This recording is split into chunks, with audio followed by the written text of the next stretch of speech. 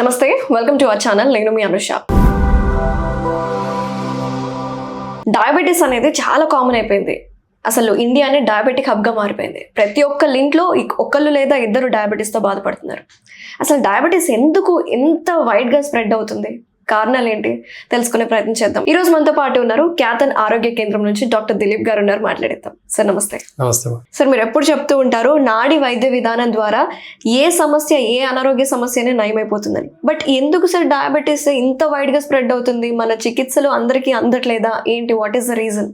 ఇంత టెక్నాలజీ పెరిగినా సరే ఈరోజు 100లో 80 నుంచి 90 మందికి డయాబెటిక్ అటాక్ అవుతుంది.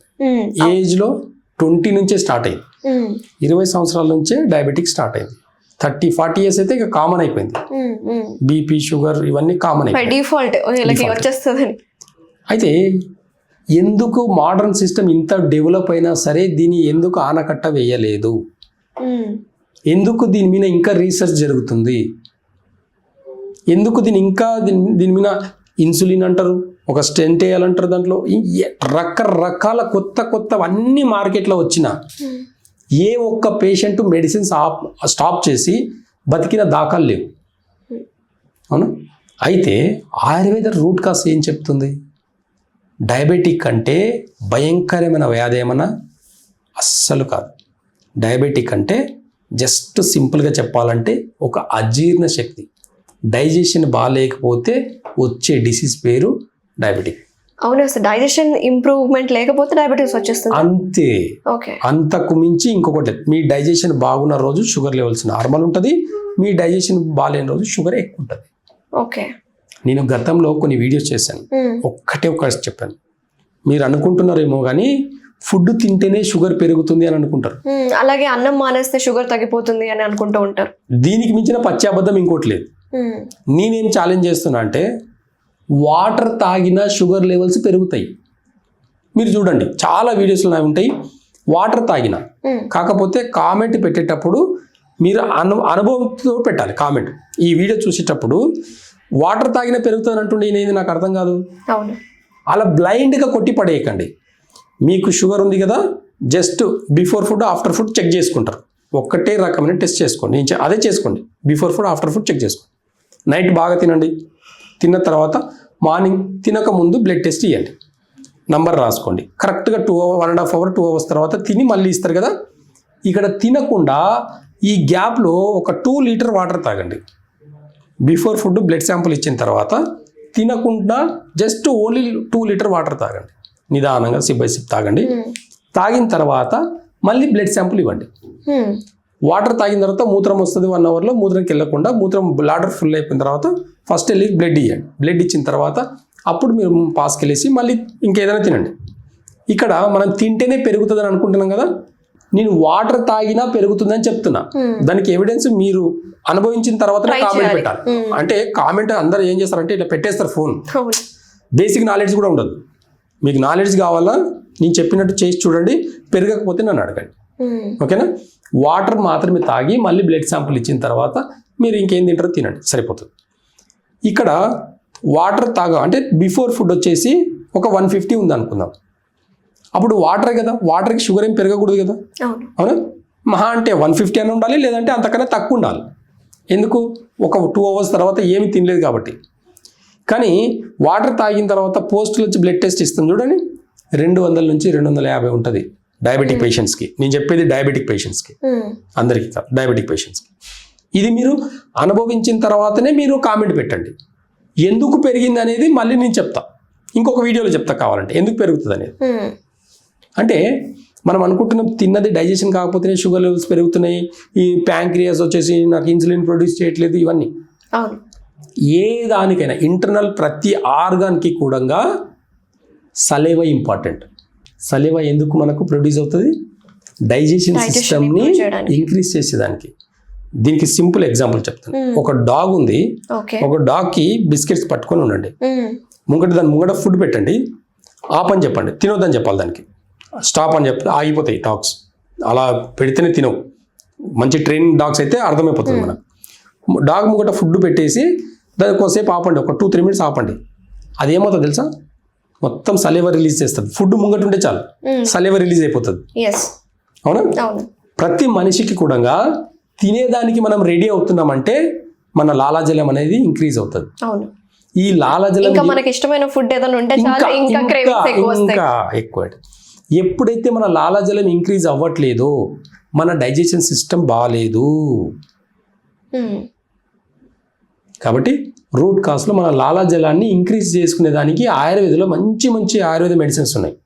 దాంట్లో ఎగ్జాంపుల్ చెప్పాలంటే పిప్పల చూర్ణం అని ఉంటుంది. ఓకే. జస్ట్ పిప్పల చూర్ణం. దాన్ని మన ప్రిపరేషన్ కొంచెం వేరేలాగా చేస్తాం.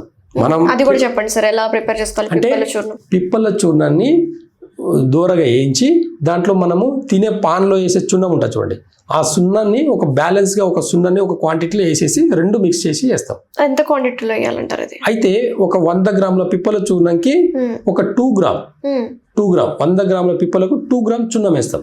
తినే సున్నం వేస్తాం. సున్నం ఏంటి క్వాలిటీ? మనం తినే చున్నంలో క్వాలిటీ ప్యూర్ కాల్షియం అన్నమాట. ప్యూర్ కాల్షియం ఉంటుంది. దాంట్లో కూడా ఏంటంటే లాలాజలాన్ని ఉత్పత్తి చేసే మన బాడీలో వాటర్ కంటెంట్ని ప్యూరిఫై చేసేదానికి చున్నం అనేది ఉపయోగపడుతుంది.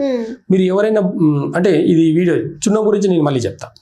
అయితే ఈ రెండు సమభాగంలో మిక్స్ చేసేసి వేయించి పౌడర్ చేస్తాం. ఇది ఒక ప్రిపరేషన్ ఉంటుంది. చేసిన తర్వాత ఆ జస్ట్ పిప్పల చున్నాన్ని తినేదానికి ముందు అల్లం రసంలో 1 టీ స్పూన్ అల్లం రసంలో 1/2 టీ స్పూన్ పౌడర్ కలుపుకొని తాగాలి.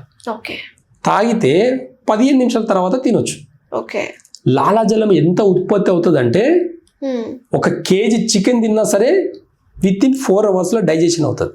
ఇక్కడ డయాబెటీస్ తగ్గుతుంది, డైజెషన్ ఇంప్రూవ్మెంట్ అవుతుంది.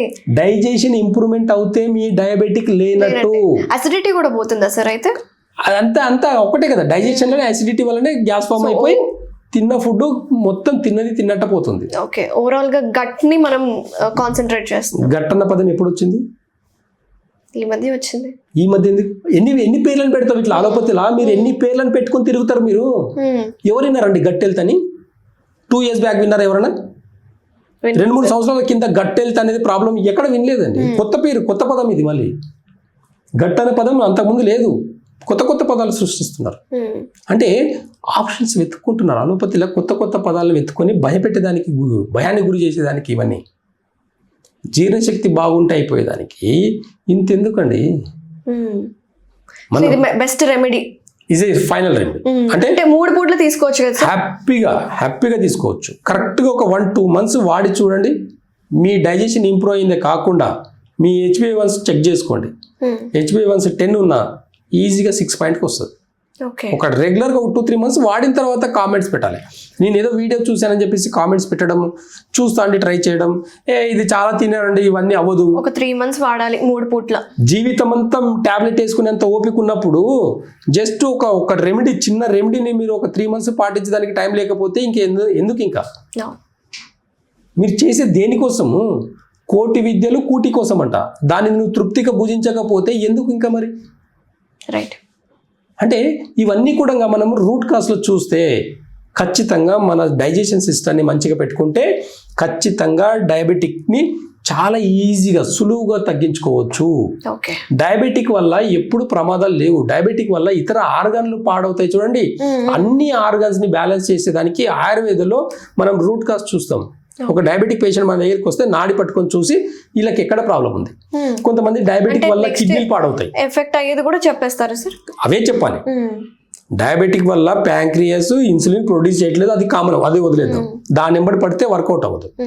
కాకపోతే ఎక్కడ సైడ్ ఎఫెక్ట్ ఉంది? ఇప్పుడు ఒక చెట్టు ఉంది, ఒక చెట్టుకి పురుగు పడుతుంది అంటే ఎలాంటి పురుగు పడుతుంది ఏం లేదని తెలుసుకోవాలి ఫస్ట్. తెలుసుకుంటే రూట్లో మనం ఎలాంటి పోషక లోపం వల్ల అవుతుంది అనేది అక్కడ ఉన్న పోషకాలన్నీ వేసేసి మంచి ఎరువు వేసేసి వాటర్ వేస్తే మొత్తం పోతుంది, కొత్త చిగురిస్తుంది. ఇప్పుడు లివర్ ఎగ్జాంపుల్, డయాబెటిక్ వల్ల లివర్ పాడైందని. లివర్ పాడైతే ఏమవుతుంది? ఎంత లివర్ డ్యామేజ్ అయినా మళ్ళీ రీజనరేట్ అవుతుంది, మళ్ళీ కొత్తగా. అంటే ఒక చెట్టు ఎంత పెద్దగైనా కొట్టేసామనుకోండి, కొట్టేసి మంచి వాటర్ పోసేసి ఎరువేసేస్తే ఆ కొట్టేసి దగ్గర నుంచి మళ్ళీ చిగురిస్తుంది. మన బాడీలో కూడా ప్రతి ఆర్గాన్ కూడా రీజనరేట్ అవుతుంది. Self healing system.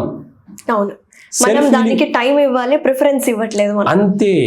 మనము ఒక డైట్ తింటున్నామండి. చాలా మంది ఎక్కడ డయాబెటిక్ రూట్ కాస్ ఎక్కడ అనేది ప్రాబ్లం చెప్తాను. ఈ రోజుల్లో అన్ని కల్తీ ఫుడ్. అయితే ఈ కల్తీ ఫుడ్ను కూడా జీర్ణించుకునే కెపాసిటీ మనకు ఉంది, మనం గుర్తించాం. ఎగ్జాంపుల్, ఒకప్పుడు వంటాముదం అనేది వాడేది. వంట ఆముదం అంటే ఆముదం సీడ్స్ని అంతా తీసుకొని నలకొట్టి మంచిగా వంట వండి ఆయిల్ తీస్తాం.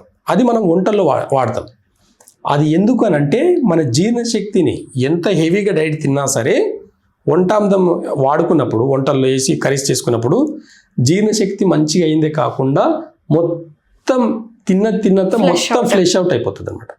దాంట్లో ఉన్న పోషకాలు మాత్రమే మన బాడీకి వస్తాయి, మిగతాదంతా వేస్టేజ్ని ఇమ్మీడియట్లీ మొత్తం మోషన్ ద్వారా బయటికి పంపిస్తుంది. అలాంటి వంటాముదంకి ఈరోజు ఆదరణ లేదు.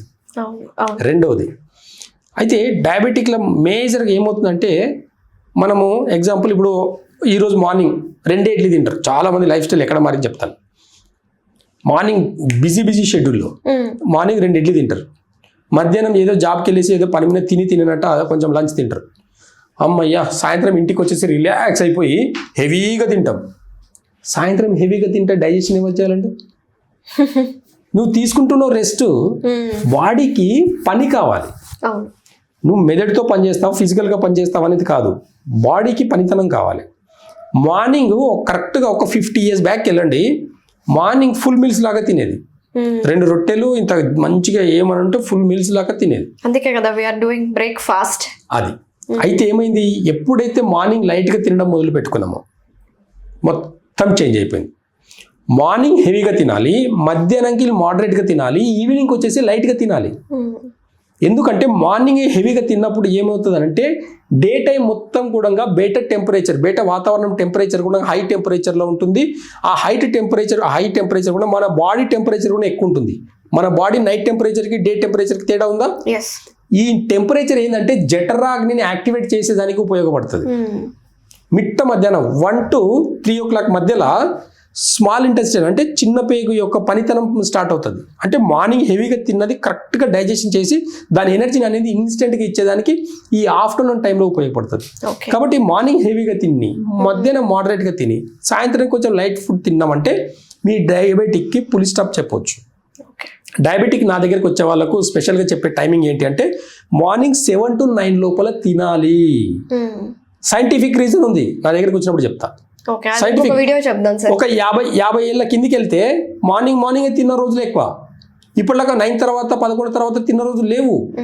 మార్నింగ్ 7 to 9 లోపల తినేసి 9 తర్వాత బయటికి వెళ్ళిపోయారు, అందరు పని చేసుకున్నారు. కాబట్టి మార్నింగ్ 7 to 9 లోపల తినాలి, 9 to 11 ఫాస్టింగ్ చేయాలి. 2 hours కన్నా ఫాస్టింగ్ చేయగలిగితే మీ డయాబెటిక్ ఆటోమేటిక్గా మీ కంట్రోల్లోకి వస్తుంది. ఎలాంటి ట్యాబ్లెట్ లేకుండా కూడా మీ బాడీని మెయింటైన్ చేయొచ్చు. చాలామందికి ఈ అవేర్నెస్ లోపం వల్లనే ఈరోజు జీవితం అంతా ట్యాబ్లెట్లకు బానిస అయిపోయారు. దానివల్ల వచ్చే సైడ్ ఎఫెక్ట్లు కిడ్నీలు పాడవుతున్నాయి, లివర్లు పాడవుతున్నాయి, హార్ట్ అటాక్స్ వస్తున్నాయి. అన్ని ట్యాబ్లెట్లు వాడినా, అన్ని మెడిసిన్స్, ఇన్సులిన్లు తీసుకున్నా వచ్చే ప్రమాదాలను ఎందుకు ఆపట్లేదు? మరి అది తెలుసుకుంటే ఆయుర్వేద వైద్యం ఒక గొప్పతనం ఏంది అని అంటే ఈ ఇతర ఆర్గాన్స్ పాడవకుండా, డయాబెటిక్ వల్ల కిడ్నీ పాడవు, డయాబెటిక్ వల్ల లివర్లు పాడవు, డయాబెటిక్ వల్ల హార్ట్ అటాక్స్ రావు. ఇది రూట్ కాజ్ చెప్తుంది. ఏది ఆయుర్వేద వైద్యము, నాడీ వైద్యం ఏం చెప్తుంది అంటే రూట్ కాజ్ నుంచి తగ్గించుకో, అన్ని ఆర్గాన్స్ని మంచిగా పెట్టుకొని నువ్వు బాగుండు అని చెప్తుంది. అంతే తప్ప డయాబెటిక్ ఒకటి బాగుండి మిగతా రోగాలు వస్తే పర్వాలేదా? అప్పుడు ఏమంటారు డాక్టర్లు తెలుసా, మీ డయాబెటిక్ ఉంది కదా అందుకే మిగతా ఆర్గాన్స్ పాడైనా అని చెప్తారు. వాళ్ళకి ఏది ఆప్షన్ లేదు ఇంకా అక్కడ. కాబట్టి రూట్ కాజ్ సరి చేసుకుంటే, మిగతా ఆర్గాన్స్ని బాగా చేసుకుంటే ఆటోమేటిక్గా డయాబెటిక్కి మనకు పర్మనెంట్ సొల్యూషన్ అనేది ఉంది అని చెప్తాను. అంతే. Thank you sir, thank you so much. Thank you.